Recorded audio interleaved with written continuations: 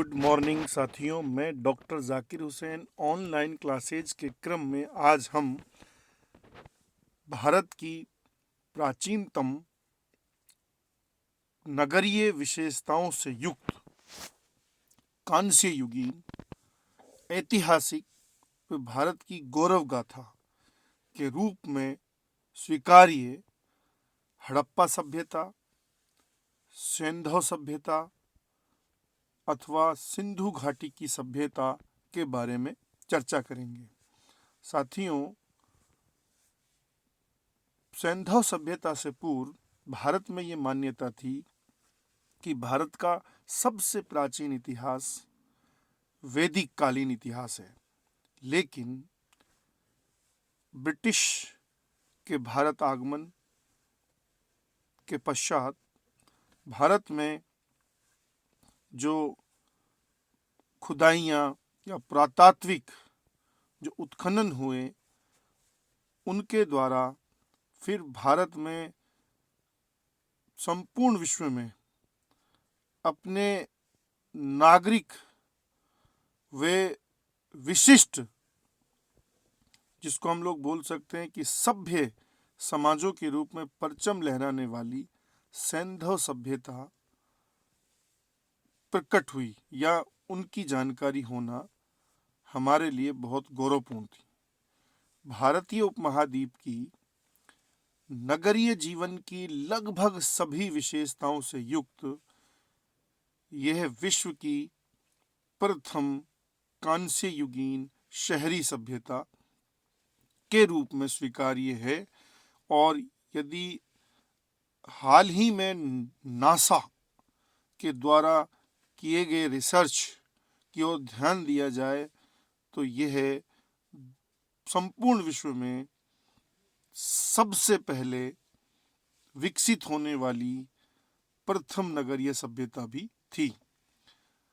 साथियों, यदि इसकी खोज की बात करें तो इसकी सर्वप्रथम खोज का श्रेय ब्रिटिश मूल के पादरी चार्ल्स मेसन को जाता है, जो 1826 में भारत आए और उन्होंने फिर कुछ इस समय के टीले जो भारत में थे उनके बारे में संपूर्ण विश्व को सर्वप्रथम जानकारी दी। इसी क्रम में साथियों, 1856 में जब लाहौर से कराची के मध्य रेलवे लाइन का निर्माण हो रहा था, तो उस रेलवे निर्माण में संलग्न दो बर्टन बंधुओं जो इंजीनियर थे, जॉन बर्टन व विलियम बर्टन, द्वारा हड़प्पा नामक स्थल की खोज का श्रेय उन्हें दिया जाता है। और उसके पीछे साथियों एक कहानी ये थी कि चूंकि रेलवे लाइन की पटरियां जब जमाई जाती हैं तो उनके नीचे पत्थर अथवा कठोर गिट्टियां देने की जो टेक्निकल परंपरा रही, उसकी खोज में फिर हड़प्पा स्थल की खोज होती है साथियों।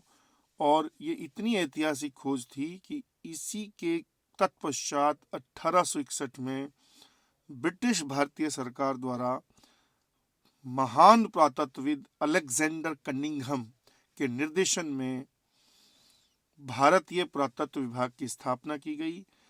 अलेक्जेंडर कनिंघम को ही भारतीय पुरातत्व के जनक का श्रेय प्राप्त हुआ साथियों। 1902 में लॉर्ड कर्जन द्वारा जॉन मार्शल, जो उस समय पश्चिमी दुनिया के बहुत ही महान पुरातत्वविद थे, के निर्देशन में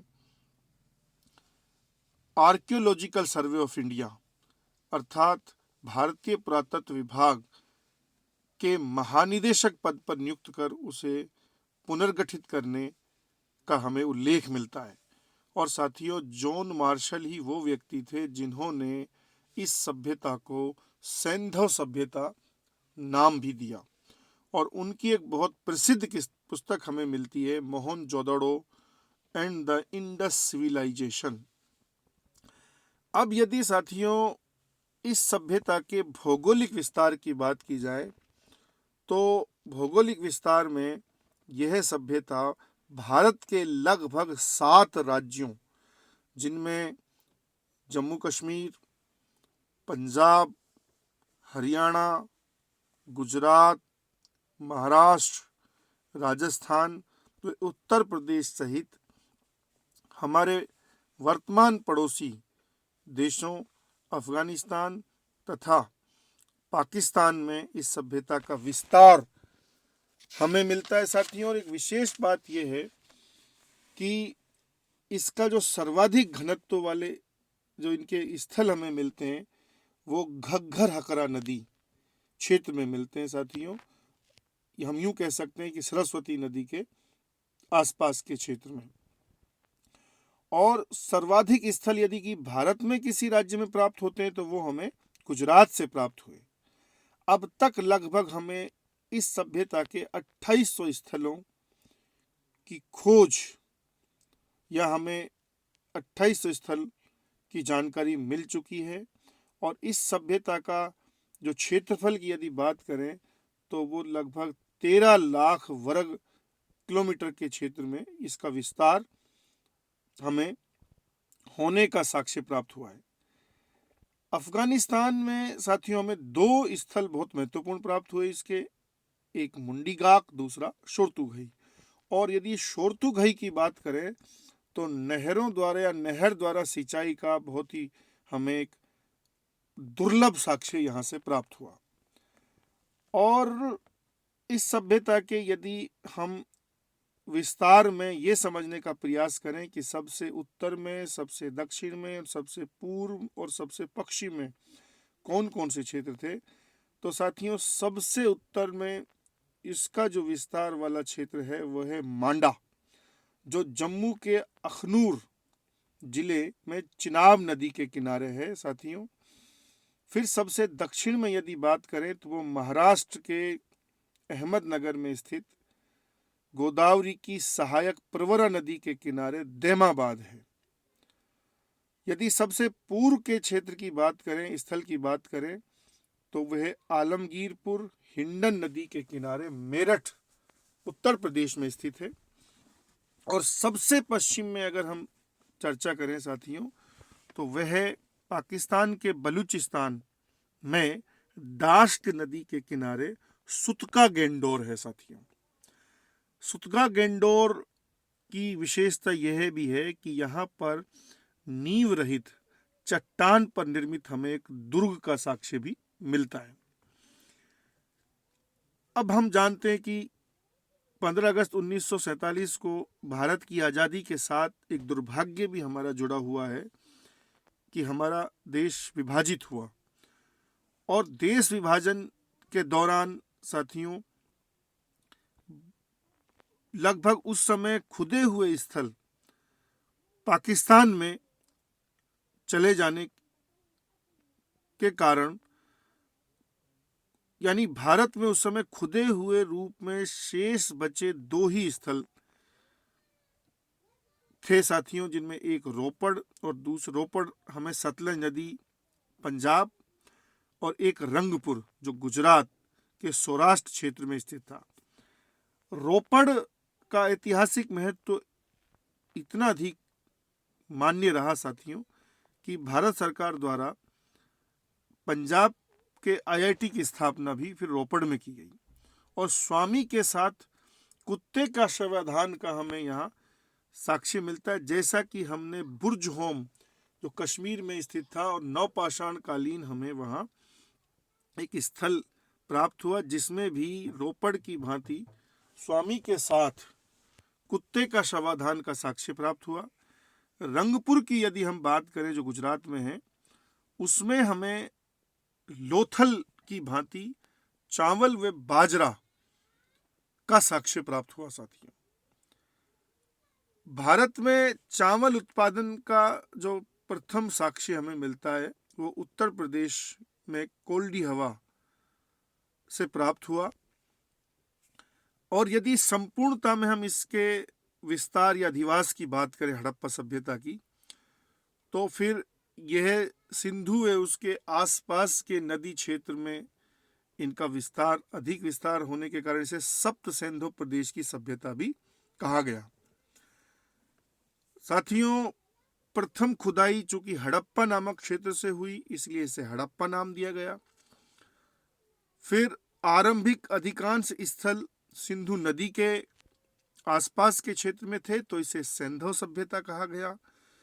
लेकिन कालांतर में सिंधु और उसकी सहायक नदियों के आसपास के क्षेत्र में अधिकांश स्थल मिले, तो फिर इसे सिंधु घाटी की सभ्यता नाम दिया गया।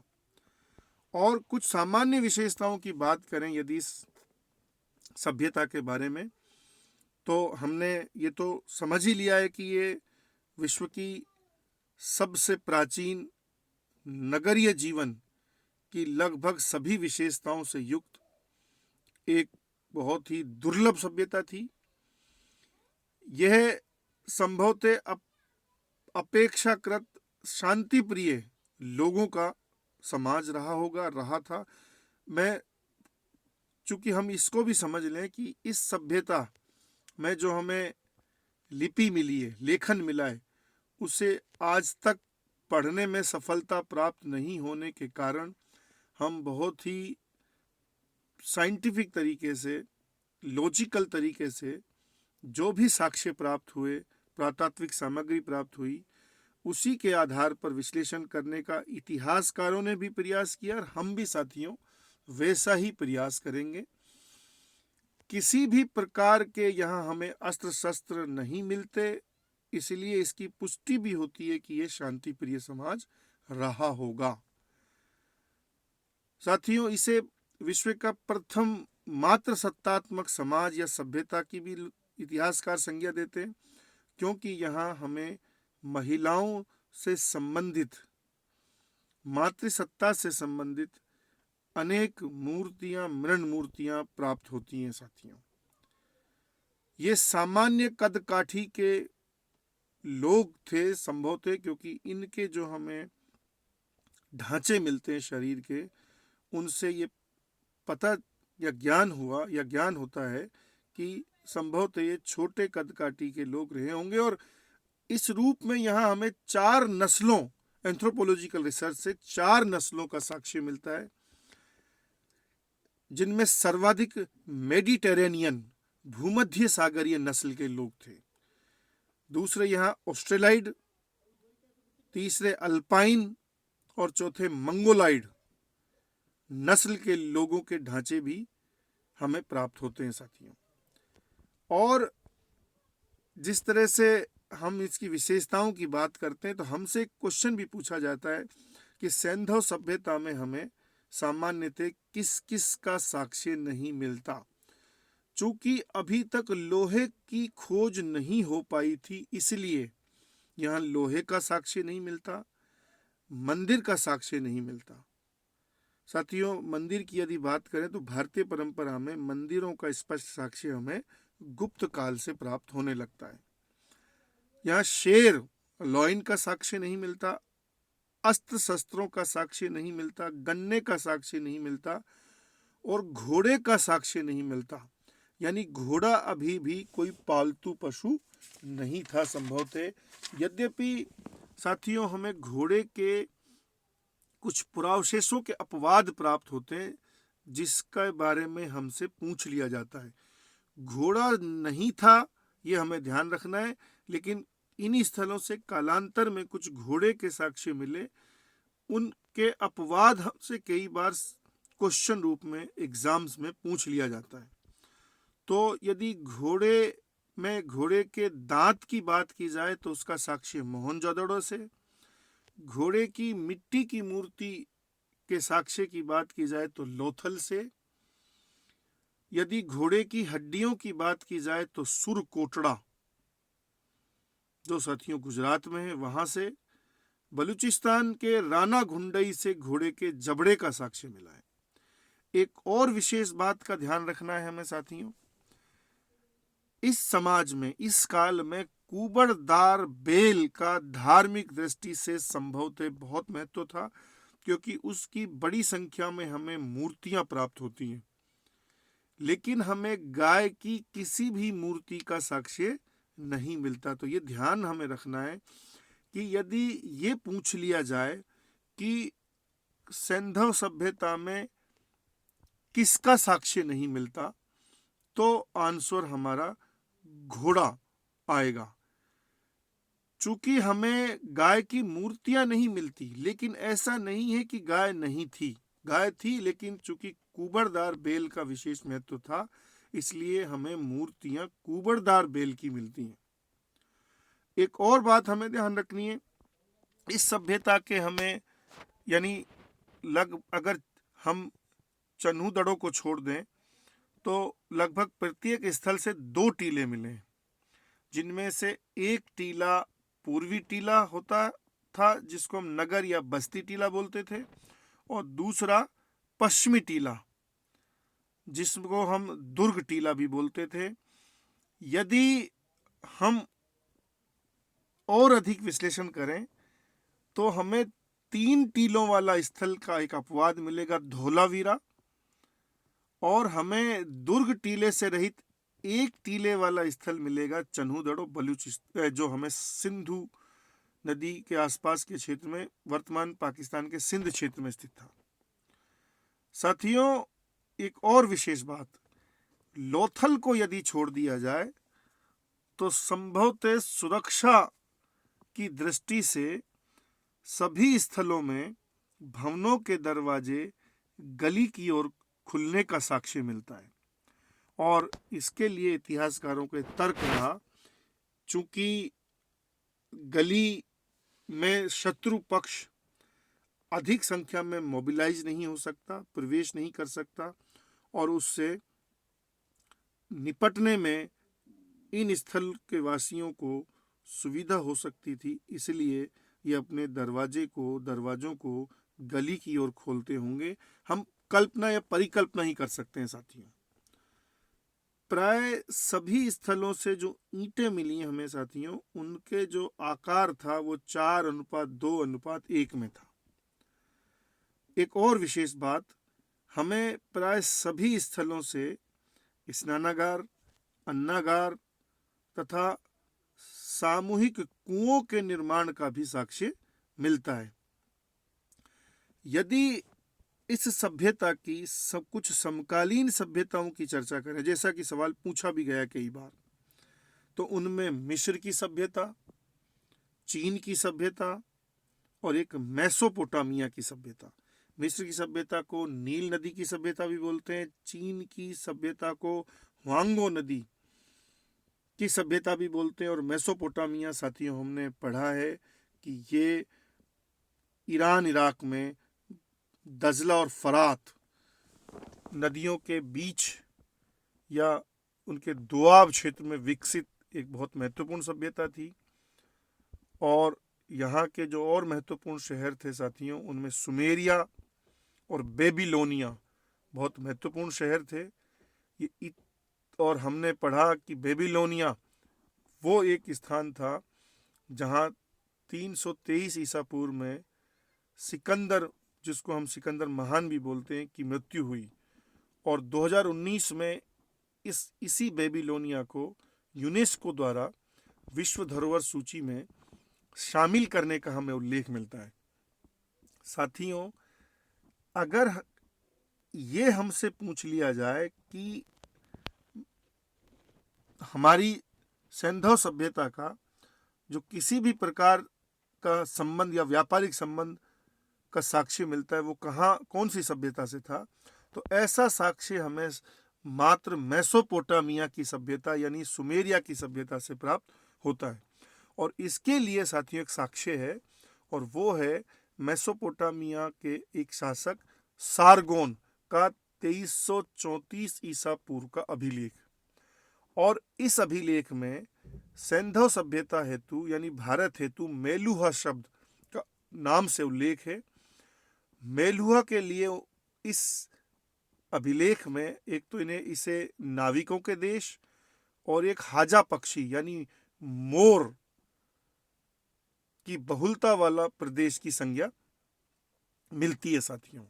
और मेलुहा यानी सैंधव प्रदेश तक पहुंचने हेतु 2 मध्यवर्ती शहरों का भी उल्लेख इस अभिलेख में है, और जिसमें एक स्थल का नाम दिलमुन, जो संभवतः एक द्वीपीय देश जो खाड़ी में स्थित है, बहरीन रहा होगा, और बहरीन को यानी दिलमुन को हाथियों व उगते सूर्य का देश भी इस अभिलेख में कहा गया है।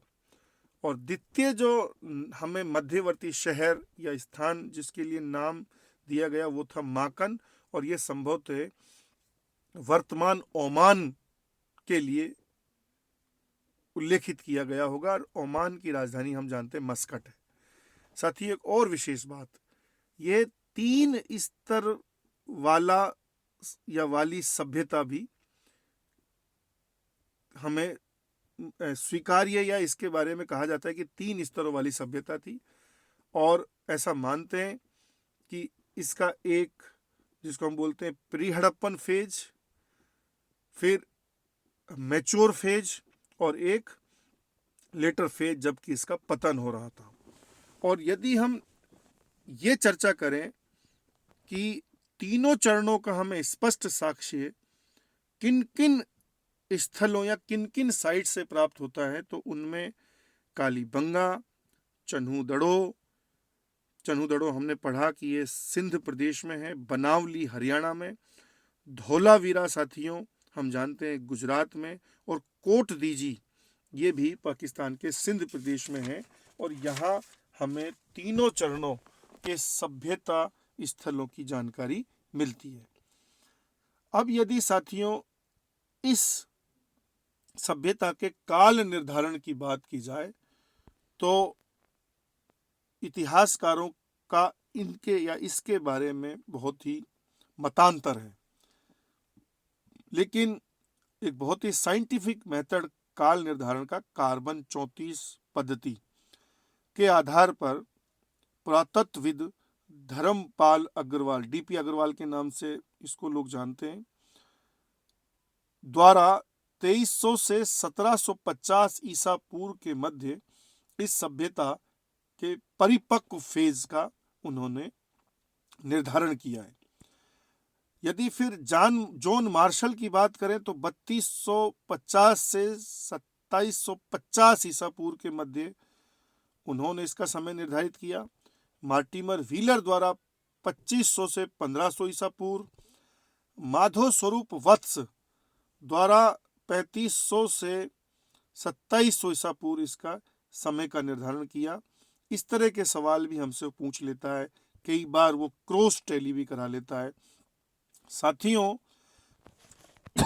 यदि इस स्थल के खान पान की हैबिट्स की बात की जाए तो यहाँ शाकाहारी और मांसाहारी दोनों प्रकार के लोग संभवतः स्थित थे, और यहाँ कृषि, पशुपालन, शिल्प, व्यापारी सब का साक्ष्य या सबसे संबंधित हमें पुरातात्विक सामग्री मिलती है।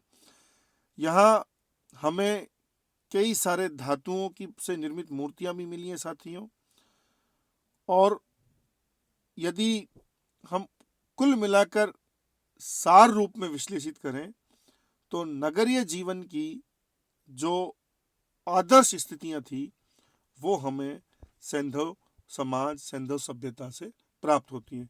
एक हमारे साथ लिमिटेशन साथियों ये भी है कि इनके चूंकि अधिकांश स्थल नदी घाटी क्षेत्रों या नदियों के किनारे पर स्थित थे, इसलिए लंबा समय बीत जाने के कारण सीलन संबंधी समस्या के कारण बहुत सारी महत्वपूर्ण सामग्री अब शेष नहीं बची।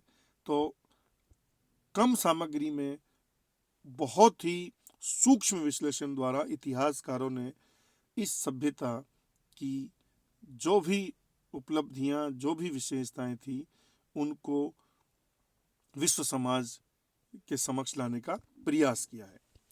अब साथियों, इस सभ्यता के कुछ हम मुख्य स्थलों की बात करते हैं, जिनमें पहला स्थल हड़प्पा। यदि हड़प्पा की बात करें तो ये आधुनिक पाकिस्तान के पंजाब क्षेत्र में स्थित शाहीवाल जिले में रावी नदी के किनारे स्थित था। और मैंने पहले भी आपको बताया कि यही वो स्थल था जिसका सर्वप्रथम उत्खनन करने का हमें उल्लेख मिलता है। और वो उत्खनन जॉन मार्शल के सहयोगी दयाराम साहनी द्वारा 1921 में किया गया। ऋग्वेद में इस स्थल हेतु हरियूपिया शब्द का उल्लेख भी मिलता है। यहाँ जो हमें 2 टीले मिले उन्हें माउंड ए और बी का नाम दिया गया। इस तरह के सवाल भी हमसे पूछे गए हैं कि माउंट ए बी कहाँ पर है। एक दूसरे के समानांतर हमें यहाँ से 6 अन्नागारों का साक्ष्य मिलता है। और बहुत ही महत्वपूर्ण ये साक्ष्य है साथियों कि जो हमें मोहनजोदड़ो से स्नानागार मिलेगा या मिलता है, उससे भी बड़े आकार के अन्नागार हमें यहाँ से प्राप्त होते हैं। यहाँ के कब्रिस्तान हेतु R37 नाम दिया गया। पेट से पौधा निकलते हुए मिट्टी से निर्मित महिला की मूर्ति संभवतः उर्वरता की देवी के रूप में मान्य रही होगी, जो हमें यहाँ से प्राप्त होती है। तांबा निर्मित हमें दर्पण का साक्ष्य और श्रृंगारदानी का साक्ष्य मिलता है। और यह संभवतः समाज में सौंदर्य और जो भी एक समाज के बेहतर के लिए मानव के प्रयास थे, उनका प्रतीक है। मजदूरों के हमें बैरक मिले, यहाँ बैलगाड़ी का साक्ष्य हमें मिलता है। स्वास्तिक चिन्ह का हमें साक्ष्य मिलता है। लकड़ी के ताबूत हमें यहाँ से प्राप्त होते हैं, कॉफिन वुड। साथियों, दाढ़ी युक्त बलुआ पत्थर से निर्मित पुरुष की मूर्ति मिलती है, संभवतः पुजारी के स्वरूप में मान्य रही होगी। इसी क्रम में द्वितीय स्थल है मोहनजोदड़ो। साथियों, बहुत ही महत्वपूर्ण ऐतिहासिक स्थल। ये आधुनिक पाकिस्तान के सिंध क्षेत्र में स्थित जिला लड़काना में सिंधु नदी के किनारे का स्थल था। और इसका उत्खनन 1922 में जॉन मार्शल के ही सहयोगी राखाल दास बनर्जी द्वारा करने का उल्लेख है। और इतना महत्वपूर्ण स्थल था ये साथियों कि 1980 में इसे यूनेस्को की विश्व धरोहर सूची में शामिल होने का गौरव प्राप्त हुआ। सिंधु या सिंधी भाषा में इसके लिए मृतकों का टीला शब्द का उल्लेख मिलता है, लेकिन यहाँ किसी भी कब्र का साक्ष्य नहीं मिलता। इस तरह के सवाल भी हमसे पूछे गए हैं, क्योंकि यहाँ शवाधान की जो परंपरा थी वो कब्र की परंपरा के रूप में नहीं थी। अगर यहाँ से प्राप्त साक्ष्यों की बात करें साथियों, यानी दाह संस्कार यहाँ होता होगा, तो साक्ष्यों में यहाँ एक तो चांदी के बर्तन में सूती कपड़े का साक्ष्य मिलता है। और इससे पता चलता है कि यहाँ कपास उत्पादन होता होगा। सीप से निर्मित हमें स्केल का साक्ष्य मिलता है। और हाथी दांत से निर्मित अगर स्केल की बात करें तो ये लोथल से प्राप्त होता है। डांसिंग मुद्रा में यानी नृत्यरत मुद्रा में कांसा निर्मित महिला की मूर्ति मिलती है। हड्डियों से मलेरिया का साक्ष्य मिलता है यहाँ से। मुहरों से ढोलक का साक्ष्य संगीत में रुचि का प्रतीक हमें मान्य होता है। एक 3 मुख वाले पद्मासन मुद्रा में संभवतः पशुपतिनाथ या आदिम शिव प्रोटो शिवा की हमें यहाँ मूर्ति मिलती है साथियों। और यदि हम पशुपतिनाथ की बात करें तो रुद्र नाम से ऋग्वेद में सर्वप्रथम यानी भगवान शिव का पहला यदि हमें पुरातात्विक साक्ष्य मिलता है तो वो मोहनजोदड़ो से मिलता है। और यदि लिखित साक्ष्य मिलता है तो वो रुद्र नाम से ऋग्वेद में प्राप्त होता है। और संभवतः विशेष धार्मिक अवसरों पर सामूहिक स्नान के उद्देश्य से निर्मित एक विशाल स्नानागार का साक्ष्य भी हमें यहाँ से प्राप्त होता है, जिसे जॉन मार्शल ने दुनिया का विश्व का पहला आश्चर्य माना है साथियों। और यदि इस स्नानागार की बात करें तो बहुत ही विशिष्ट, बहुत ही एक दुर्लभ रूप में इनका निर्माण हमें प्राप्त होता है।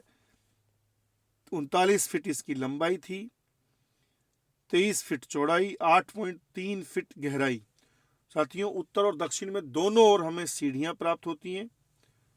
इनके या इसके रिसाव को रोकने के लिए कोलतार और जिप्सम के प्रयोग का हमें उल्लेख मिलता है। कालांतर में इसी टीले से यानी मोहनजोदड़ो के टीले से कनिष्क द्वारा निर्मित एक बौद्ध स्तूप का भी साक्ष्य मिला है। साथियों, स्टुअर्ट पिगट नाम के पुरातत्वविद ने हड़प्पा और मोहनजोदड़ो को सैंधव सभ्यता की दो जुड़वा राजधानियों की संज्ञा दी है और फिर बाद में कालांतर में तृतीय राजधानी के रूप में डॉक्टर दशरथ शर्मा द्वारा कालीबंगा को ये श्रेय दिया है। साथियों, और तृतीय स्थल की बात करें तो वो हमें चन्हूदड़ो, जो पाकिस्तान के सिंध क्षेत्र में स्थित है, और इनका यदि उत्खनन की बात करें तो नानी गोपाल मजूमदार द्वारा 1931 में सहयोगी थे उनके अर्नेस्ट मैके। और मैंने आपको बताया कि दुर्ग रहित एकमात्र स्थल है ये। स्याही की दवात का हमें यहाँ साक्ष्य मिलता है। औद्योगिक नगर के रूप में भी प्रसिद्ध लोथल की भांति यहाँ हमें मनका बनाने का कारखाना मिलता है। 4 पहिए वाली गाड़ी का साक्ष्य मिला है और सौंदर्य प्रसाधन के रूप में लिपस्टिक का साक्ष्य मिला है। साथियों, अब एक स्थल है हमारा राखीगढ़ी, जो हरियाणा के हिसार क्षेत्र में स्थित है, और इसका जो उत्खनन का साक्ष्य था वो है अमरेंद्र नाथ, जिनके सहयोगी बसंत सिंह थे। वो 2007 से 2011 के मध्य इसका उत्खनन हुआ और संपूर्ण सिंधु सभ्यता का सबसे नवीन और सबसे विशाल स्थल का श्रेय इसे दिया गया है। लगभग 3.5 किलोमीटर वर्ग क्षेत्र में ये साथियों विस्तारित है। अन्य स्थल धोलावीरा, जिसे वीरों का कुआं की संज्ञा दी गई, और ये गुजरात के कच्छ क्षेत्र में स्थित है। इसका जो उत्खनन है वो उसका श्रेय है पद्मश्री रविंद्र सिंह बिष्ट 1990 से 2005 के मध्य। साथियों, और ये भारत का दूसरा सबसे बड़ा सैंधव स्थल है, यानी संपूर्ण सैंधव सभ्यता का सबसे बड़ा स्थल राखीगढ़ी और भारत का सबसे बड़ा सैंधव स्थल धोलावीरा। और जैसा कि मैंने पहले भी बताया कि एक ही विशाल दीवार से घिरे 3 टीलों वाला एक विशिष्ट स्थल हमें धोलावीरा प्राप्त हुआ, और संभवतः जल संरक्षण हेतु यहाँ 16 जलाशयों का भी हमें साक्ष्य मिलता है। पॉलिशदार स्टाइन बोर्ड मिला है हमें यहाँ से, जिसपे 17 अक्षरों का अंकन प्राप्त हुआ है। एक विशाल खेल स्टेडियम का भी साक्ष्य साथियों हमें यहाँ से प्राप्त हुआ है। अगर हम अन्य स्थलों की बात करें तो एक बनावली है। बनावली हरियाणा के फतेहाबाद में स्थित है। साथियों, इसका उत्खनन रविंद्र सिंह बिष्ट द्वारा 1974 में करने का उल्लेख मिलता है। यद्यपि नाली व्यवस्था का साक्ष्य यहाँ से नहीं मिलता, लेकिन प्रत्येक घर से वॉश बेसिन धावन पात्र का साक्ष्य मिलना एक समृद्ध शहर होने का प्रतीक है। मिट्टी से निर्मित हल तथा सरसों एवं जौ नामक फसलों का साक्ष्य हमें यहाँ से मिलता है। साथियों, बनावली के निकट ही हमें कुणाल नामक स्थल प्राप्त हुआ है, जहां से चांदी से निर्मित 2 मुकुटों का साक्ष्य मिलता है। और इसी क्रम में साथियों हम एक अन्य स्थल लोथल की चर्चा यदि करें तो ये अहमदाबाद गुजरात में भोगवा नदी के किनारे है, जो नर्मदा नदी की सहायक है। साथियों, और इसका उत्खनन SR राव द्वारा 1955 में करने का उल्लेख मिलता है, और इसे ही बंदरगाह शहर की संज्ञा दी गई है। और मेसोपोटामिया के साथ जो व्यापार वाणिज्य की जो सबसे हमें सुस्पष्ट परंपरा का साक्ष्य मिलता है वो यहीं से मिलता है, और यहाँ से हमें मेसोपोटामियाई मुहरों का भी बड़ी संख्या में साक्ष्य मिला है। यहाँ से विशाल डॉकयार्ड गोदीबाड़ा का साक्ष्य मिला है। साथियों, और ऐसा मानते हैं कि संपूर्ण सैंधव सभ्यता का यदि कोई सबसे बड़ा पुरावशेष था तो वो यही डॉकयार्ड था। छपाई के हमें ठप्पे मिले, पत्थर की आटा चक्की मिली है, चावल की भूसी और बाजरे के दानों का साक्ष्य मिला है। भवनों के दरवाजे मुख्य सड़क की ओर खुलने वाला एकमात्र स्थल यही था। कालीबंगा की भांति हमें यहाँ से भी युगल समाधियां मिलती हैं, और जो संभवतः सती प्रथा का प्रथम साक्ष्य रहा होगा। यहाँ से हमें कालीबंगा की भांति अग्निवेदियां भी प्राप्त होती हैं।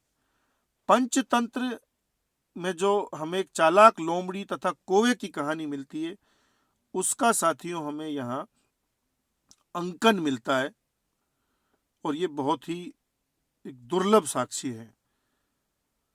साथियों, यदि हम एक और फैक्ट की बात करें तो यहाँ हमें बालाकोट की भांति सीप उद्योग का भी साक्ष्य मिला है। और एक और फैक्ट साथियों कि हाथी के विशाल कपालों का साक्ष्य हमें कहाँ से मिलता है, तो वो गुजरात की रोजदी से प्राप्त हुआ है। तो इस तरह साथियों हमने कुछ महत्वपूर्ण स्थलों के बारे में चर्चा की, सैंधव सभ्यता की सामान्य विशेषताओं के बारे में चर्चा की, और हमने काफ़ी प्रयास किया कि इस विशाल और दुर्लभ सभ्यता के सामान्य जो पक्ष हैं उनको हम समझें। हम साथियों इनके द्वितीय क्लास यानी अगली क्लास में फिर सैंधव सभ्यता के शेष बचे जो फैक्ट्स हैं, जो विशेषता है, उनकी चर्चा करेंगे। आज हम इतना ही रखेंगे साथियों। जय हिंद।